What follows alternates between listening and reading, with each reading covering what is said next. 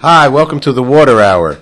My name is Paul Slatkus. We have about 40 hours of programming that we've created on the subject of water, on the good aspects of water and the concerning aspects of water. Today's, we have a very special program. Actually, the March 20th, there was a major ceremony over at the United Nations to commemorate various kinds of things, but one of the major things that they were commemorating was that the United Nations had declared, actually back in 2003, that between 2005 and 2015 as the International Decade for the Action for Water for Life. Kofi Annan had launched that along with the entire Assembly of the United Nations, which was good news. And we've been following that since program number 1, and we were able to go over to the United Nations. They also ring the peace bell at the equinox moment, the Spring Equinox, which happened actually at 7:44 in the morning at the United Nations. The peace bell was rung. Actually, it was rung by our good friend Pete Seeger, and there was a major ceremony that occurred, of which we have now edited down into a smaller program to share with you. So it's going to be a very special program today. After the peace bell ringing and the celebration for Earth Day, which had been started by John McConnell many years ago as well, we will had the big honor to speak to Jacques Cousteau's granddaughter, Alexandra Cousteau, live from Istanbul, where she is actually going around the world on an expedition to talk about critical water sites. So we have a lot of paperwork in front of me today because there's a lot of good news about water. Good news in the sense that people are becoming more and more aware of the importance of water, the scarcity of water, of fresh drinking water, even though planet Earth has a lot of water on it. Most of it is unusable for drinking. And better solutions are coming up every single day. So if you care to, if you know some good solutions, actually President Kennedy had said that somebody who was able to solve the water problem would get a Nobel Prize in 2 accounts, one for science and one for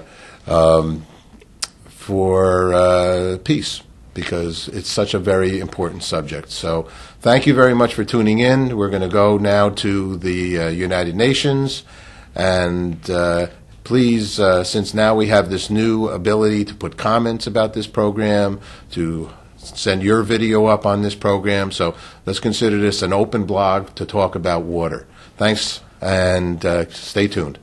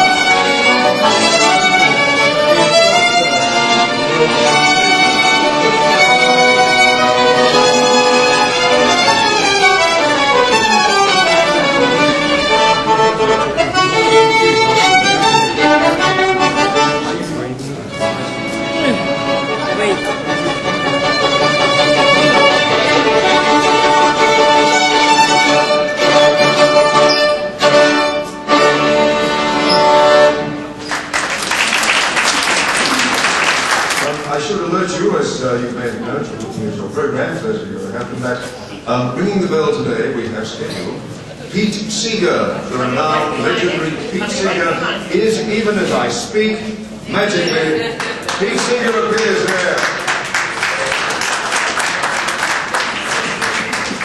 What to say about Pete Seeger, except that he has 13 pages in Wikipedia. Now, I think that's more than Mozart. But anyway, he is a great figure, not just of his generation, or of our generation, but just of the United States, but of the world. 7 times he's done it, and now he's with us again today. Pete Seeger, we are honored. Thank you.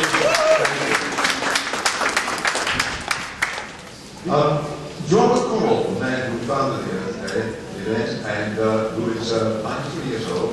He's not carrying a lot, he's not with us today. But he has a message. He and Margaret Mead, if it was, who first really set in place this extraordinary event. She was, Margaret Mead, the one who said that this is really Earth's first holy day. And it is. It's occurring yet again this day, inevitably, at 7:44, when we went to Pete Seeger, and some of your children here will join us at the peace bell. Rain or shine or whatever's happening, 7:44. The remarks by John McConnell, who's sent us some messages here today. I'm going to ask the chairman of our Earth Society Foundation, Thomas Dodd, president of our Earth Society Foundation, Thomas Dodd, to read a message and say a few words from John McConnell. Thanks for the promotion. John, as you know, lives in Denver now, and he is 93 years old. It is fitting that we honor UN Secretary-General U Thant's 100th birthday on the 40th Earth Day, the 39th at the United Nations. I have fond memories of my meeting with UN Secretary-General U Thant. My first meeting with him was on the 20th anniversary of the signing of the UN Charter in San Francisco in June of 1965. I had Minute for Peace in 1963, starting on May 17, 1965. We had a Minute of Peace exhibit at the New York World's Fair in the UN Pavilion. The idea of Minute for Peace had been presented to the Secretary General. His June 65 San Francisco speech reflected the Minute for Peace idea. We live in a world of noise, yet our conscience is called the still small voice. Unless we heed our own conscience, we shall continue to be attracted by what is loud and garish and lose our sense of values. If there is now peace in the world today, it is because there is now peace in the minds of men. It is important, therefore, that all of us should determine to set aside some time each day to commune with ourselves, to talk with our own still small voice, to devote even 1 minute for thoughts of peace and goodwill. In the years from 1965 through 71, I had numerous occasions to greet him at the United Nations. I was delighted when he signed the Earth Day Proclamation in February 1971 and participated in the Earth Day March 21st, 1971 by ringing the United Nations Peace Bell, the first UN Earth Day, plus speaking at the ceremony. The following is a quote from the Earth Day 1971 speech of U Thant. May there be peaceful and cheerful Earth days to come for our beautiful spaceship Earth, as it continues to spin and circle in frigid space with its warm and frigid cargo of animate life. In the vision and agenda of Secretary-General U Thant were revived, if the vision and agenda of Secretary U Thant were revived at the United Nations, the world would benefit and have a better future. Thank you.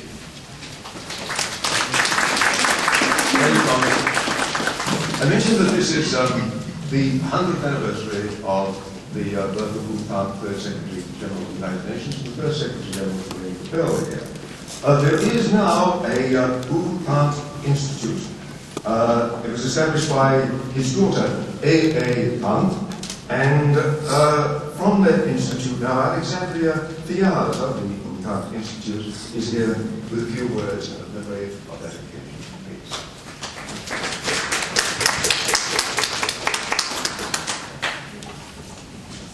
Good morning. Good morning. I want to thank, professional. I want to thank the board and staff of the Earth Society and welcome the honored guests here and most welcome friends.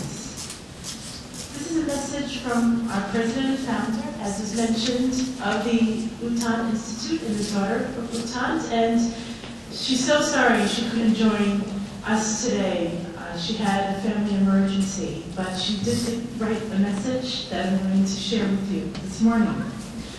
I am so sorry that I could not join you this morning to witness the brief but so significant moment when the sun will cross directly over the Earth's equator, when we here in the Northern Hemisphere will welcome spring, and the people south of the equator will prepare for the cooler winds of autumn.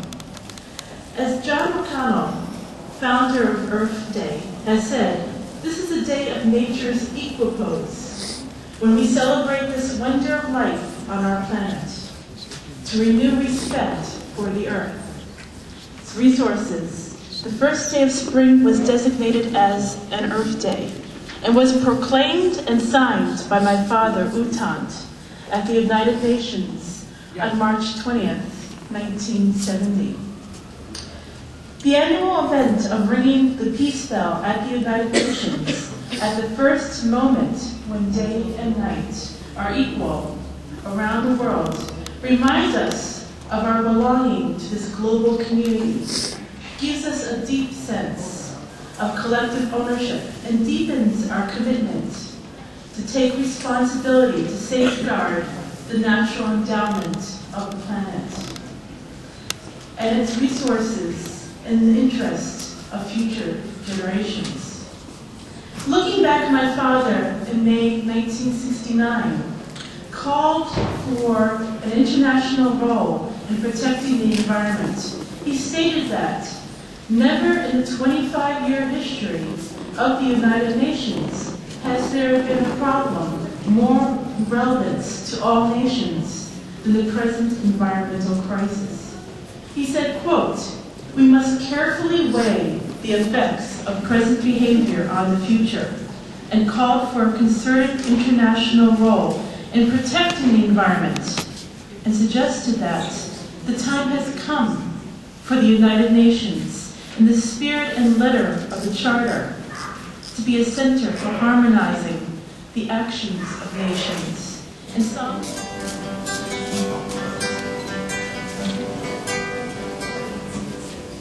where have all the flowers gone?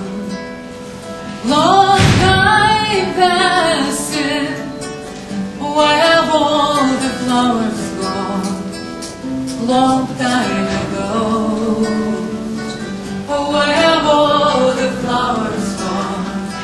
Girls yet they tell everyone, when will they ever?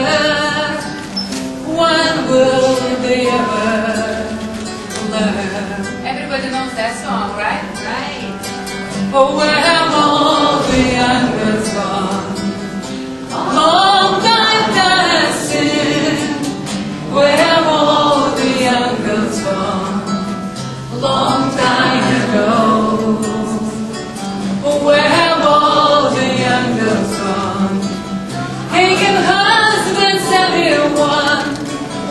when will they ever learn? When will they ever learn? The falling leaves drift by the window, the autumn leaves of red and gold. I see your lips,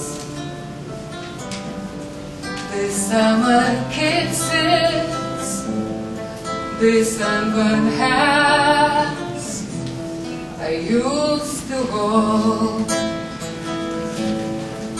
Since you went away, the days grow long, and soon I hear old winter song.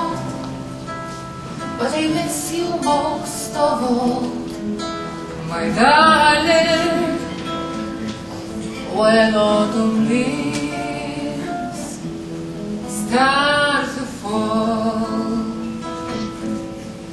The autumn leaves drift by the window, the fallen leaves of red and gold. I see your lips,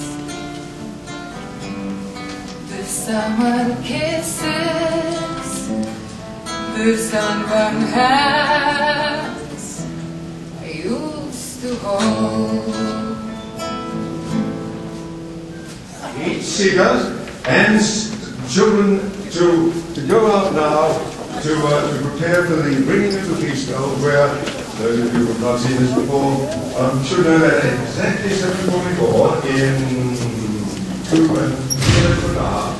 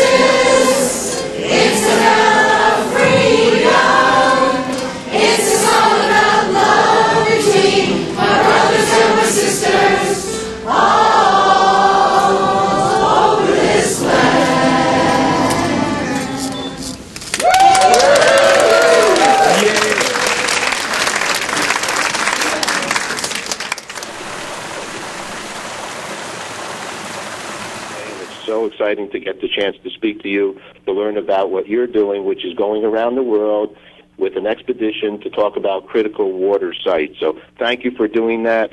And you're the granddaughter of the legendary Jacques Cousteau, and it's very, very exciting for the Water Hour to get a moment to speak with you. So tell us what the good news is and what you're doing.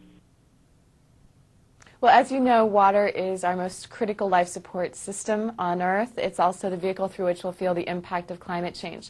So we've embarked on a 100-day expedition across 5 continents around the world, looking at 8 critical water stories that we will be sharing online on our website, alexandercousteau.com, and on our partner site, dasani.com, engaging people to participate with us and follow along with us as we update content from the field in the form of blogs and videos and photographs, and hoping that people will actually engage in discussion around these issues. And being able to stop here in Istanbul for World Water Day has been a real privilege to see people from around the world coming here to talk about my favorite issue, which of course is water, and looking at some of the issues, some of the challenges, but also some of the solutions that are being proposed to deal with this critical and precious resource as we move forward. So we started in India, we moved on to Botswana. We're on our way to the Middle East, to the West Bank, and from there we'll go to Cambodia, Australia, Mississippi, the Red Sea, and ending in early June. So people will have a lot of time to follow along and take part in what we're doing. Let's talk about. Let's take one stop. So you go to Botswana, and what did you see there? Where did you go there? And how could people get involved? Say just strictly with the Botswana in Africa. Well, we went to the Okavango Delta, which is one of the most pristine and exquisite places I've ever been in my life. It's a very unique ecosystem. It's the only one of its kind in the world. It's a delta system that actually does not reach the sea. And the water is so pristine that you can actually drink it out of the river, and it tastes like spring water. It's extraordinary. So we were looking at what water means for that ecosystem and how that ecosystem is important for all of us, and also looking at how Namibia, Angola, and Botswana, 3 countries that are in the middle of a very arid region, have come together to collaborate on the protection of this very, very precious resource. Certainly, we spoke with everyone from the Minister of Environment to young women in villages. And on our website, we also have links to nonprofit organizations that are working in the area. If people want more information, they can go to our website for ways that they can learn more about Botswana, learn more about the expedition, and get engaged. In your course of going and doing this, which I super commend you for doing, it's a very, very important, the most important subject.